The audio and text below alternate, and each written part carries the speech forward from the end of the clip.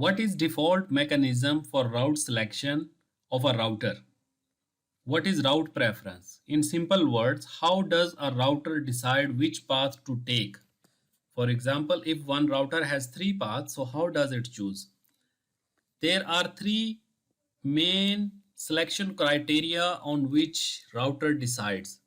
The first one is called prefix length, second one is based on admin distance, third one is based on the metric.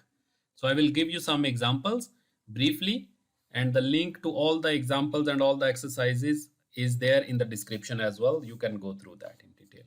So prefix length, first of all, this is a very common misconception whenever somebody asks you or even me that which route will be select. So for example, if we have 1, 2 and 3 routes and router has to choose which path to take. If the admin distance of this one is 1, this one 2 and this one is 3, we will say okay, it will go with the lowest admin distance. So we directly jump to the admin distance.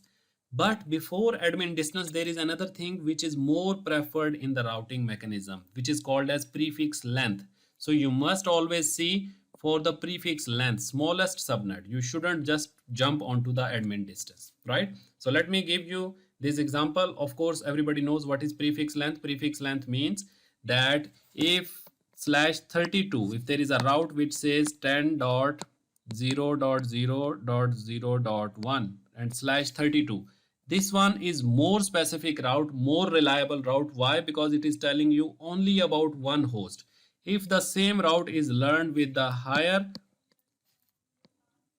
10.1 or maybe 10.0, let's say, this is the network now. So if I make it /30, this one is less preferred as compared to /32. Why? Because it is telling you about two hosts. You will have to find your required host. Similarly, if there is a third one, 10.0.0.0/29. /29 means 2 raised to power 30. Let's calculate. So 32 minus 29 is equal to 3 and 2 raised to power 3 is equal to 8. So it means it will, and 8 minus 2, it means it is giving us 6 hosts to find our required host. So which one is more reliable? This one is more reliable, of course, /32. So we have to go with the smallest subnet with the longest prefix match. Let me give you some example on each of them and then I'll tell you the answer as well. Okay. So let's say this is an example. So which path will be preferred? Can somebody answer me? If you can answer, you can write in the comments as well, or you can send me direct WhatsApp. My WhatsApp is also there in the comments. So in here, a data packet comes here on R1. Now R1 has three paths, path number 1, path number 2 and path number 3. It has to make its decision. So based on the route preference, the default mechanism, the default programming which has been done into the routing, into this router, it will decide based on that, right? So then it will check, okay, I am having three paths to reach to this network. Finally, I have to reach there. I am learning a route via /26, via /25 and /24 as well. So /21 is giving me less number of hosts. It is telling me to reach to my network, I have to find to reach to my required destination of a host. I will have to find within less number of hosts. 25 means broad category, 24 means 254, we know all. So it will choose based on this one. It will not check the admin distance. Admin distance comes in the second preference. So the first one, if this route goes down, then it will choose number 2 as the second preference. If this one also goes down, then finally it will choose this one. But first preference will be to /26. If there was something with /29, then it will choose 29. It will be more preferred, right? So longest prefix match, we have to go with that one. The second priority will always be given to the admin distance, like what you are thinking. So this router has three paths again. This is the second example, path number 1, path 2 and path 3, right? So 1, 2 and 3.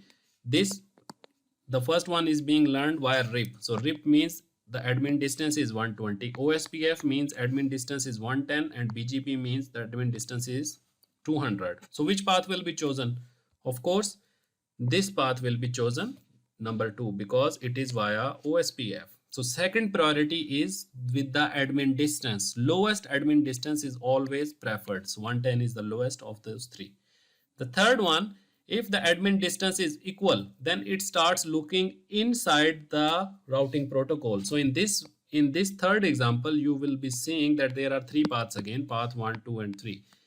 All are learned through OSPF. All are, let's say, having /26 /26 /26. So in this case, there is a tie. Then it will start looking into the OSPF routing protocol, into its metric. The metric of OSPF we all know is cost. So this one has cost of 100 as an example, 200 and 300. So which one will be chosen? Lowest cost will be preferred. So this path will be chosen as first preference, right? So let me go to the summary now to sum up the concept. In here you can see I have prepared a table actually. In this one you can see, so which path will be chosen out of the three? Of course /26. Which path will be chosen out of this? Of course OSPF, because the admin distance is same and prefix is all same.